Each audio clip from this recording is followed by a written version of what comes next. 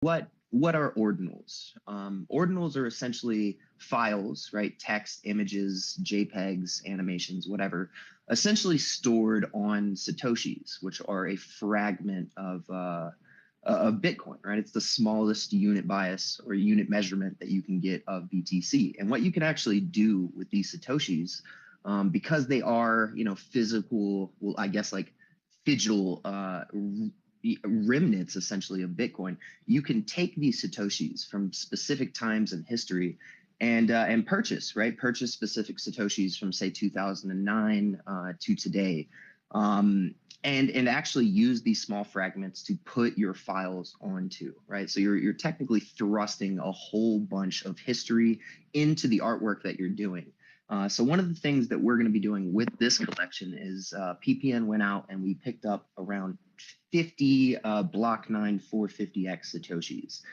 The reason we did 50 with the group of 20 artists is just because we wanted to make sure we knew what was going on, and also it's not a bad thing to have some rare Satoshis on hand. So we were able to use a splitting tool. We've split everything up into the correct UTXO lots, I guess you could call it. It's kind of works like penny stocks, if you're familiar with the way penny stocks trade, right? You can't just buy or sell a specific amount. You have to buy a specific lot because of the lower trading volume on these types of things. So there's not like liquidity pools, right? It's just like person-to-person transactions most of the time.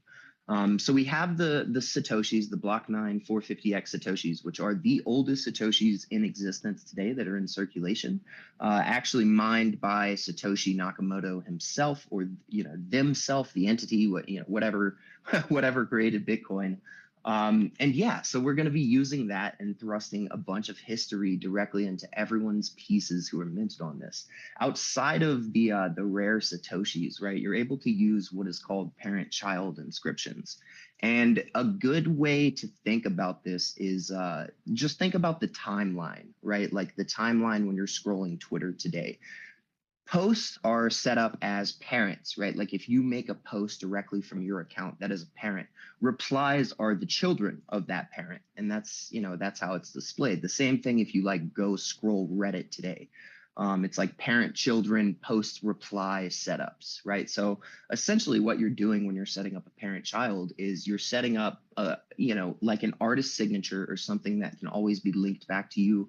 Most people like to do it as their first inscription on Bitcoin from their own personal wallet, right? Because it can always be linked back provenance-wise directly to your wallet and you as an artist. And then every other piece that you make that goes into your body of work that you inscribe onto Bitcoin, you're able to attach to this parent inscription, right? So in 100 years or 1,000 years from now, if people are going back on chain and looking at some of these earlier inscriptions that are happening today, and they find your work, they're able to go and track that provenance back based on your parent-child inscription process.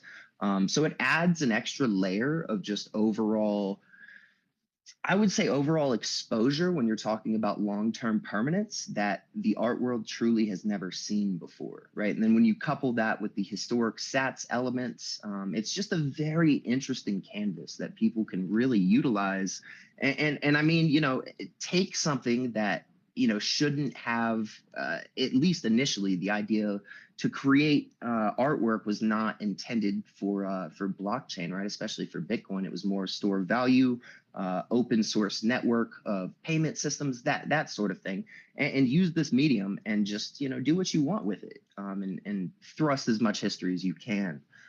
So yeah, I wanted to get those across. And I also just want to mention the poll that we have going on at the moment, right? To have the community inscribe. The reason we are asking for this is because we want to add PPN provenance with the community inscription. So we can add, right, your artist seal as well as the community inscription in place. We have guides put together. If that is not something you're interested in doing, we do have a pretty in-depth guide put together on how you can still go inscribe using these processes.